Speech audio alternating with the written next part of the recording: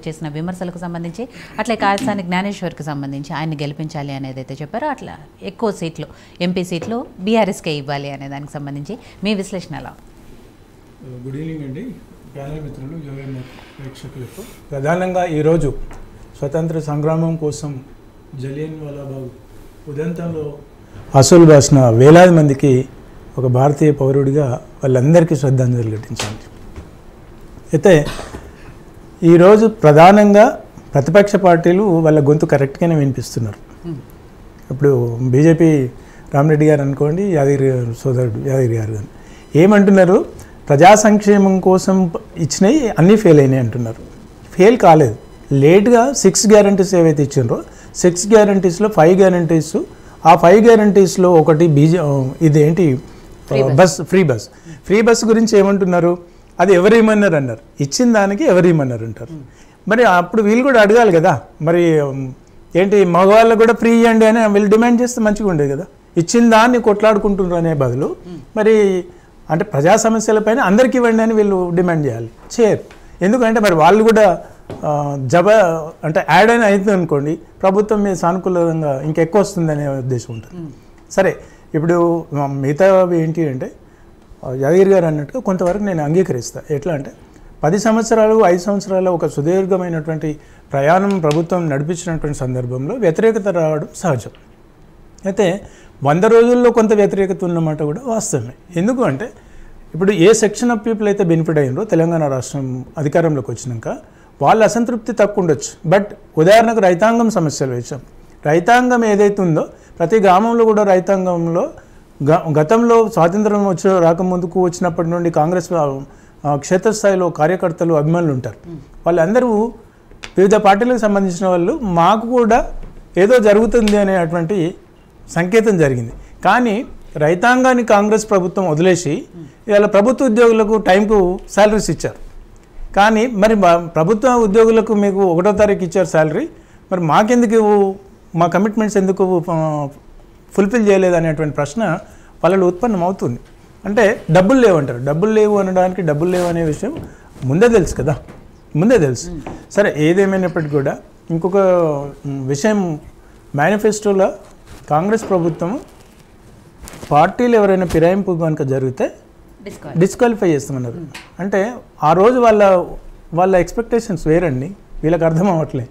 ఆ రోజు మేము అధికారంలోకి రాకపోవచ్చు, వచ్చిన వాళ్ళు కూడా మళ్ళీ గత ప్రభుత్వం బీఆర్ఎస్ ప్రభుత్వం ఎట్లయితే మళ్ళీ తీసుకుందో అట్లాంటివి తీసుకుంటే కష్టమవుతుంది అనే ఉద్దేశంతో వాళ్ళు ఆ మేనిఫెస్టోలో పెట్టిండ్రు. అనుకోకుండానో అవసరం కొద్దో లేకపోతే వ్యతిరేకతతోనో అధికారంలోకి వచ్చారు. అధికారంలోకి వచ్చినప్పుడు సహజం, రాజకీయ పార్టీల నేపథ్యం అది. ఓకే, మనం లాస్ట్ టైం ఏమి ఇచ్చినాం ఆ కమిట్మెంట్స్ అన్నీ వదిలేస్తారు. మేనిఫెస్టో అనేది ఏంటి అంటే చిన్నపిల్లలకి ఇచ్చే మ్యాజిక్ స్లేట్ అంటే రాసేస్తాం, ఇట్లా అంటే తుడిచేస్తాం, రాసేస్తాం, తుడిచేస్తాం, ఏదైనా అనొచ్చు. మేనిఫెస్టోలో రాసుకున్నాం, దానికి స్ట్రిక్ట్ లేము. ఇప్పుడు ఎవడు పోయి అడగాలి, ఎవడు పోయి ప్రశ్నించాలి, ఎవడు పోయి దాన్ని కులమానంగా ఉంది సుప్రీంకోర్టులను హైకోర్టులను కేసు వేయాలి, ఎవరయ్యారు కదా. వేసినా కూడా ప్రభుత్వం ఏం కూలిపోదు కదా. సో వాళ్ళు అంటూనే ఉంటారు, రాతగయ్యా బాతగయ్యా అంటారు. సో అటువంటి పరిస్థితుల్లో ఇలా రాజకీయ పార్టీల నేపథ్యం ఉంది. అయితే మెడికల్ కాలేజెస్ విషయానికి వచ్చినప్పుడు తెలంగాణ రాష్ట్ర ప్రభుత్వం అధికారంలోకి వచ్చినప్పుడు టీఆర్ఎస్ అధికారంలోకి వచ్చినాక మెడికల్ కాలేజెస్ల విషయంలో విద్యా విషయంలో వైద్యం విషయంలో వాళ్ళు కాన్సన్ట్రేట్ చేసిన మాట వాస్తవం. అట్లాగే గత 75 సంవత్సరాల సుదీర్ఘమైనటువంటి చరిత్రలో నరేంద్ర మోడీ గారు 2014లో అధికారంకి వచ్చిన తర్వాత వచ్చినటువంటి దేశవ్యాప్తంగా ఉన్నటువంటి మెడికల్ కాలేజీల విషయము 140%. అంటే ఒక 65 సంవత్సరాలలో ఎన్ని మెడికల్ కాలేజీలు ఉంటే, ఎన్ని మెడికల్ సీట్లు ఉంటే అంతకు 140% గ్రోత్ గత 10 సంవత్సరాల్లో, అంటే 9.5 సంవత్సరాలలో. అదేవిధంగా తెలంగాణ రాష్ట్రంలో 180%. అంటే ఆ పర్సంటేజ్ ఆఫ్ అంటే వైద్యం మీద వాళ్ళు మెడికల్ కాలేజెస్ మీద వాళ్ళు కాన్సన్ట్రేట్ చేసిన మాట వాస్తవం. 2 పార్టీలు, అటు నేషనల్లో బీజేపీ పార్టీ కానివ్వండి, తెలంగాణలో బీఆర్ఎస్ ప్రభుత్వం కానివ్వండి. సరే, వీళ్ళు గతంలో ఎంఐఎం పార్టీ గురించి మాట్లాడతారు. ఎంఐఎం పార్టీ గురించి వాళ్ళు కొత్తగా ఇలా మాట్లాడవలసిన అవసరం ఏం లేదు. రేపటి రోజున ఇంకో పార్టీ ఏదైనా అధికారంలోకి వస్తే కూడా వాళ్ళు అక్కడికి వెళ్ళిపోతారు వాళ్ళు. ఎందుకంటే వాళ్ళు గత ప్రభుత్వాలతోని సన్నిహితం ఉన్నటువంటి వ్యక్తులు, కలిసి పనిచేసినటువంటి వ్యక్తులు.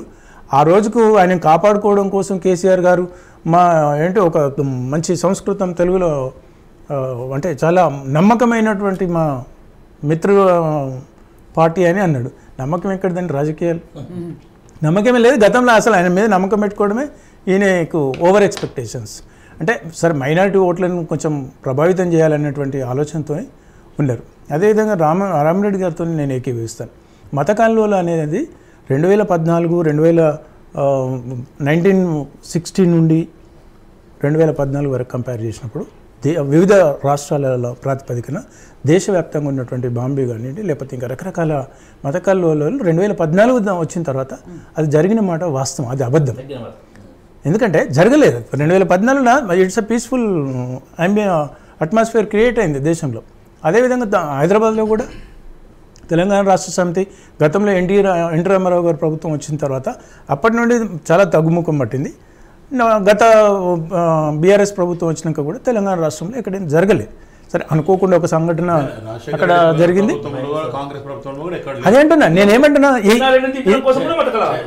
నేను ఇది కేవలం ఎన్టీ రామారావు గారు ఉమ్మడి ఆంధ్రప్రదేశ్లో అధికారంలోకి వచ్చినాక దాని మీద బాగా ఫోకస్ చేసిండు. హైదరాబాద్ డెవలప్మెంట్ కోసం ఒక పీస్ ఆఫ్ మైండ్ ఉండాలనేటువంటి కాన్సన్ట్రేట్తో.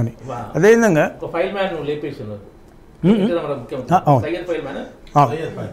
అయితే ఇప్పుడు ఇవన్నీ విషయాలకు ఆలోచించినప్పుడు ఒక చాలా ప్రస్ఫుటంగా ఇప్పుడు కేసీఆర్ గారు వివిధ సభలలో వెళ్ళాలి అంటే బాగానే జనాలు కూడా బాగానే కవర్ చేశారు, బాగా సంతోషం.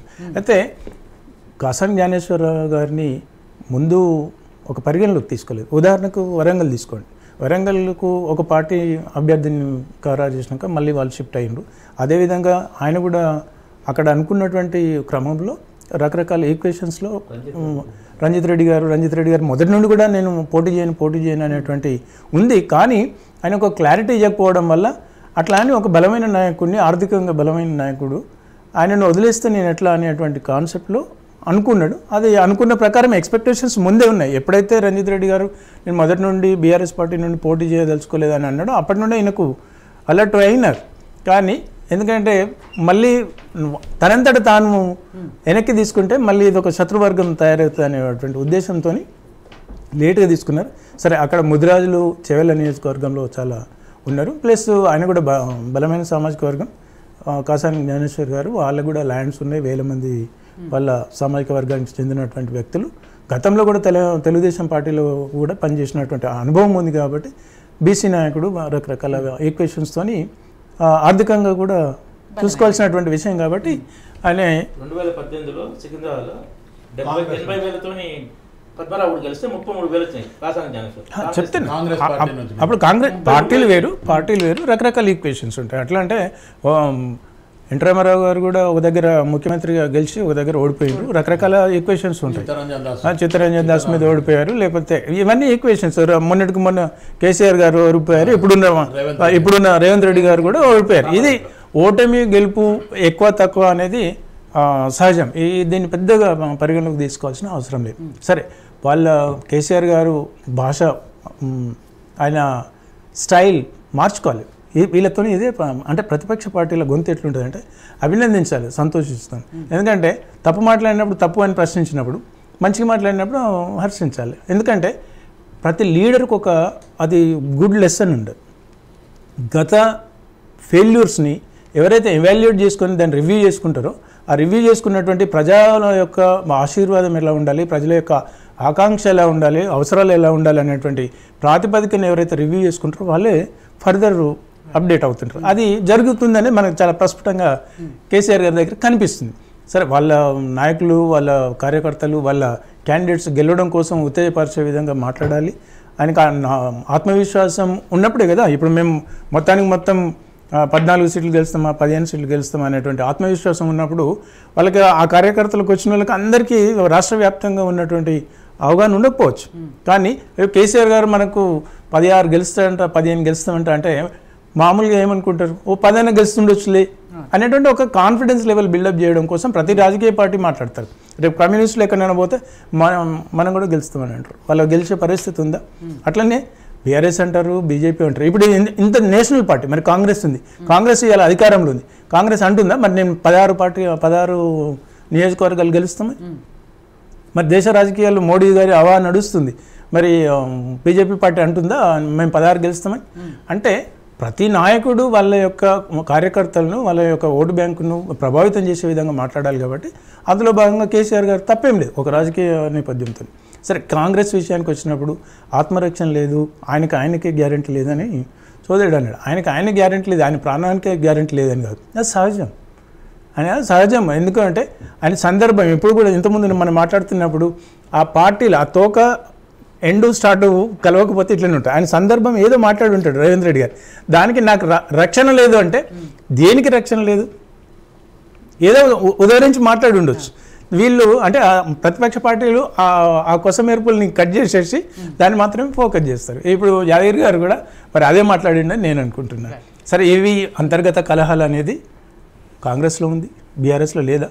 బీఆర్ఎస్ ఏంటంటే రాజకీయ ఒక స్టేట్ పార్టీ కాబట్టి స్టేట్లో వాళ్ళకు ఒక గుత్తాధిపత్యం ఉంటుంది. ఇవాళ కేసీఆర్ గారే కాదు, రేపు మీరు స్టాలిన్ తీసుకోండి, లేకపోతే ఇంకో పార్టీని తీసుకోండి, లేకపోతే మమతా బెనర్జీ తీసుకోండి, లేకపోతే ములాయం సింగ్ యాదవ్ తీసుకోండి, ఎవరు తీసుకున్నా కూడా ప్రాంతీయ పార్టీల్లో ఉండేటువంటి నైజం ఏంటి అంటే వాళ్ళకి దగ్గర ఉన్నటువంటి వాళ్ళే ఉంటారు, వాళ్ళ చెప్పు చేతల్లోనే ఉండాలనేటువంటిది ఉంటుంది. నేషనల్ పార్టీకి బీజేపీ తీసుకున్నా కాంగ్రెస్ పార్టీ తీసుకున్నా అంతటి ఓనర్షిప్ డిక్టేటర్షిప్ ఉండదు. అంటే ఒకవేళ వాళ్ళ బాధ్యులు అంటే మంచికైనా వాళ్ళే బాధ్యత తీసుకుంటారు, వాళ్ళు ఒకవేళ ఓడిపోయినా కూడా వీళ్ళే బాధ్యత వహిస్తారు. కాబట్టి అది సహజం ప్రాంతీయ పార్టీలో ఉండేటువంటి నేపథ్యం. అందుకే కేసీఆర్ గారు కూడా రేవంత్ రెడ్డి గారు కూడా ఆ పక్షంలో ఇప్పుడు మనం కూడా వింటున్నాం కదా, రకరకాల సందర్భాలలో కోమటిరెడ్డి వెంకటరెడ్డి లేకపోతే జానారెడ్డి గారు నాకు హోమ్ మినిస్టర్ కావాలంటుండ్రు, రకరకాల ఈక్వేషన్స్ ఉంటాయి. కాబట్టి వాళ్ళందరినీ సర్దుకుపోవాల్సినటువంటి క్రమంలో రేవంత్ రెడ్డి గారు ఏదో సందర్భోచితంగా అని ఉంటాడు, దాన్ని వీళ్ళు పట్టుకుంటున్నారు. బట్ నేనైతే ఆయన ఆత్మరక్షణ లేదనో లేకపోతే నా పదవి గండం ఉందని అయితే నేను అన్నడాన్ని అయితే నేను అనుకోవట్లేదు. శివకుమార్ గారు, కేసీఆర్ గారు మాట్లాడుతూ ముఖ్యంగా రైతుల గురించి మాట్లాడుతున్నారు. రైతులకు సంబంధించి రైతు బంధు కానీ రుణమాఫీ కానీ ఇవ్వలేదు, అట్లే సాగునీటికి సంబంధించి కూడా కొరత ఏర్పడటంతో కరువు వస్తోంది, పంట నష్టం